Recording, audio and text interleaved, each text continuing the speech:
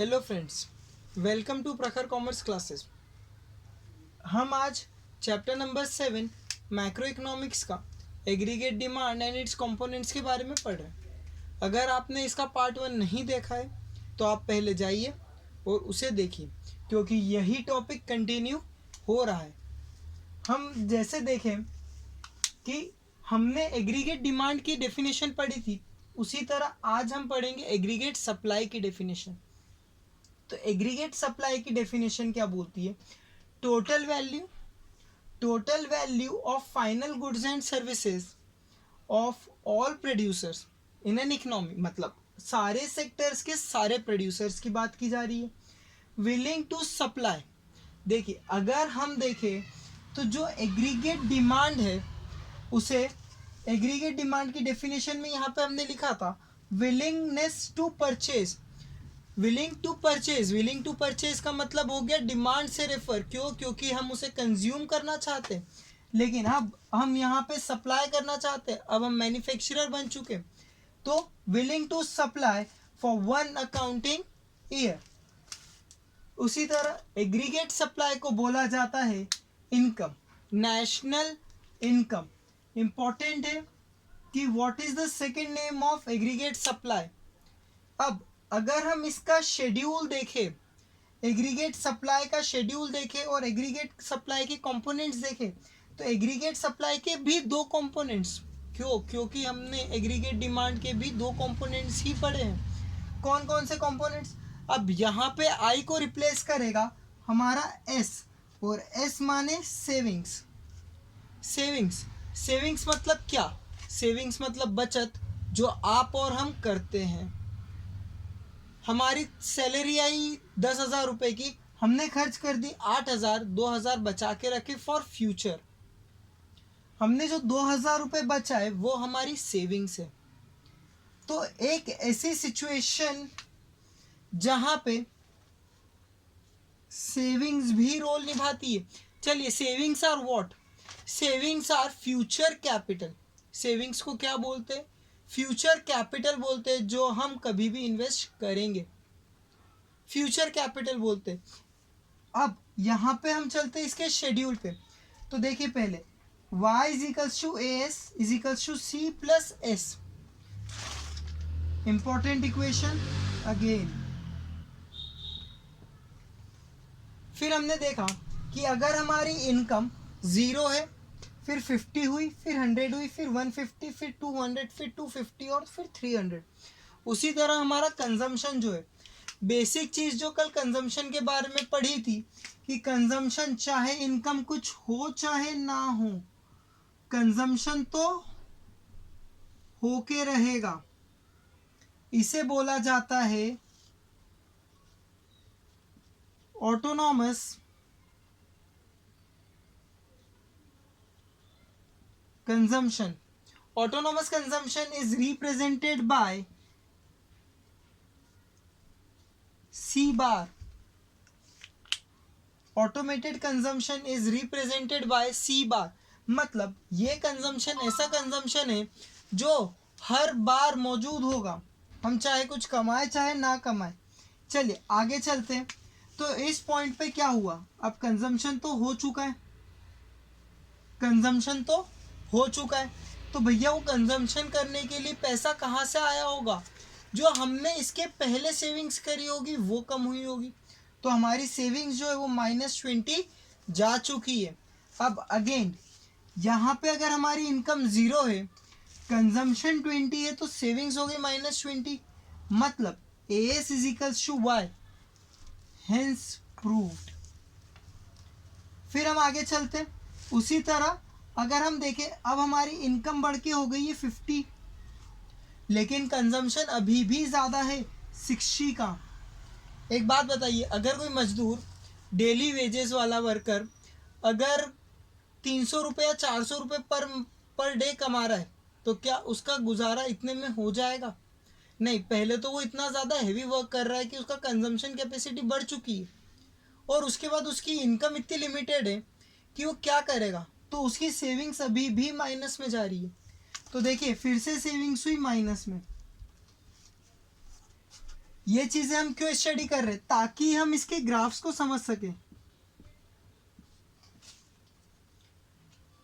फिर जब हमारी इनकम 100 हुई तब हमारा कंजम्पशन हुआ 100, और अब हम एक ऐसे पॉइंट पे आए जहाँ पे अब हमारी जो सेविंग्स है वो कम नहीं हो रही है।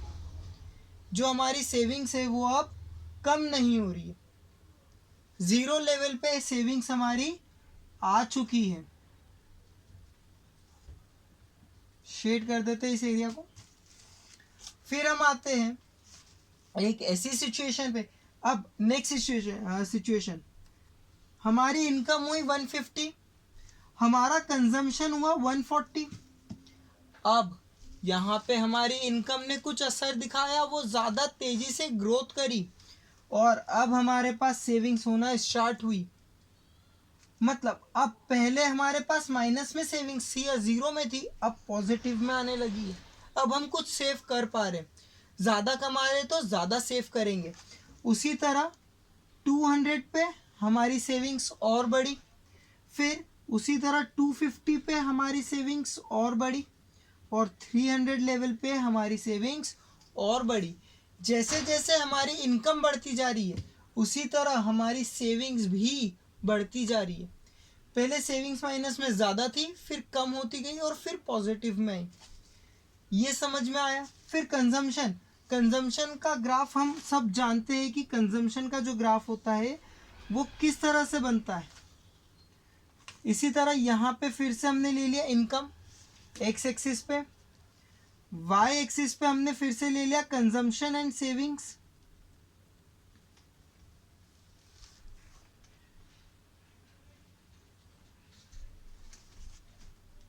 फिर से हमने ले लिया कंजम्पशन प्लस सेविंग्स। चलिए हमारी कंजम्पशन की लाइन गई कुछ ऐसी, ये सबको पता है कंजम्पशन होता ही है। फिर उसी तरह अगर अब हम देखें सेविंग्स की लाइन, तो जो सेविंग्स की लाइन है वो कहीं नेगेटिव में स्टार्ट होगी, एक पॉइंट पे ज़ीरो आएगा, ये शेडेड एरिया जो है ये ज़ीरो होगा और फिर बढ़ना स्टार्ट करेगी। अब इम्पॉर्टेंट पॉइंट ये है कि जैसे जैसे हमारी इनकम ग्रो करेगी वैसे वैसे हमारी कंजम्पशन कैपेसिटी कम होती जाएगी। कारण हमारा कंजम्पशन एक लिमिट है। हम अगर दिन में 4 रोटी खा सकते तो हम 4 ही खाएंगे, हम 5 खा सकते तो हम 5 ही खाएंगे। हम ऐसा नहीं कि ज़्यादा अमीर है तो हम 25 रोटी एक साथ खाएंगे, ऐसा नहीं होता है। हमारा कंजम्पशन फिर वहीं पे धीरे धीरे बढ़ेगा, लेकिन जो हमारी सेविंग्स है वो बहुत ज़्यादा तेज़ी से बढ़ेगी। तो ये जो ग्राफ है ये कहीं ऑलमोस्ट आगे फ्यूचर में जाके, अगर हम फ्यूचर की बात करें तो इन दोनों का जो गैप है वो कम होता जाएगा। ये जो गैप है ये कम होता जाएगा। फिर हम आते हैं यहीं पे कि भैया हमने एडी और एस पढ़ लिया, हमने 11th में भी डी और एस में मतलब डिमांड और सप्लाई में एक रिलेशन पढ़ा था। उसी तरह अब हम यहाँ पर भी पढ़ेंगे एक रिलेशन, किसके बीच में? एग्रीगेट डिमांड और एग्रीगेट सप्लाई के बीच में।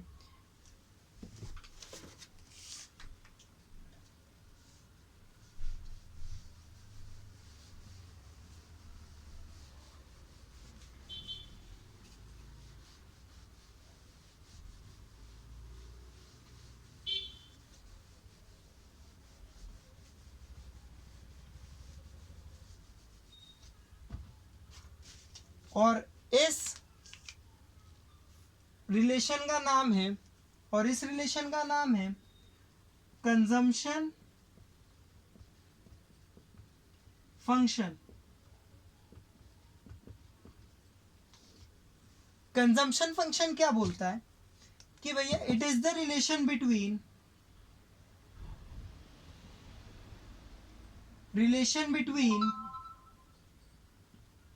C and Y। मतलब consumption function shows the relation between consumption and national income Y। तो it is represented by Y is equals to F of C। मतलब function of C, functional relationship between C and Y. अब आगे चलते हैं, इसका graphical representation important है। तो graph बनाते हैं, चलिए। एक्स एक्सिस यहीं पे वही वाई, वाई एक्सिस इस पे आ गया हमारा कंजम्पशन, इस पे आ गया हमारा सेविंग्स, इस पे आ गया हमारा इन्वेस्टमेंट। प्लॉट करते कंजम्पशन को, कंजम्पशन प्लॉट हुआ यहाँ पे और इनकम गई पॉजिटिव, जो बढ़ती जा रही है with a positive slope eight an angle of 45 degree. क्या ये कंपलसरी है? जी हाँ, इनकम का ग्राफ ऐसे ही बनता है। अब हम समझे तो हम देखेंगे कि ये जो पॉइंट है इसके पहले सारी डिस सेविंग्स है,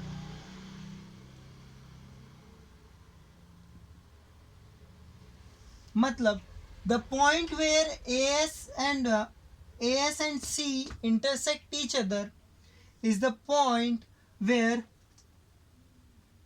S is equals to 0, savings is equals to 0। जब सेविंग 0 हुई तो सेविंग्स के 0 के पहले वाला पार्ट क्या हुआ हमारा? Dissavings. और 0 के बाद वाला पार्ट क्या हुआ? सेविंग्स। ये वाला पार्ट हो गया हमारा सेविंग्स का और ये वाला पार्ट हो गया हमारा डिस सेविंग्स का। अगर अब हम इस पे एक और लाइन प्लॉट करें जो होगी सेविंग्स की, तो कुछ सेविंग्स की जो लाइन है वो इस तरह से जाएगी,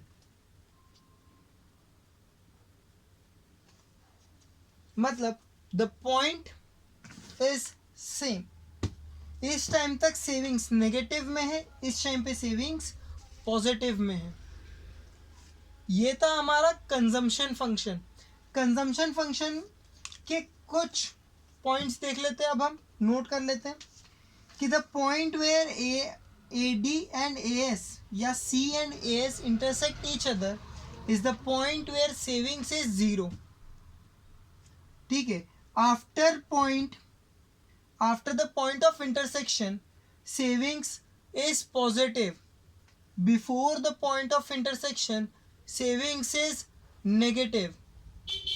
This shows the relation between, अब देखिए यहाँ पे अगर सेविंग 0 है तो मतलब सीधी सी बात है, एक और रिलेशन निकल के आता है C is equals to Y. मतलब जो कंजम्पशन है वो हमारी इनकम के बराबर है, जो कंजम्पशन है वो हमारी इनकम के बराबर है। इसके पॉइंट्स लिखेंगे इंपॉर्टेंट। ये वीडियो में यहीं तक था, छोटा सा वीडियो है, रिवीजन के लिए, पढ़ाई के लिए सफिशिएंट है। नेक्स्ट टॉपिक अगले वीडियो में। जाते जाते हमें कमेंट्स में ये बताते जाइए कि आपको हमारे समझाने का तरीका कैसा लगा और आप और किन टॉपिक्स पे वीडियो चाहते, किन सब्जेक्ट की वीडियोस चाहते, ये भी सजेस्ट करें। Thank you.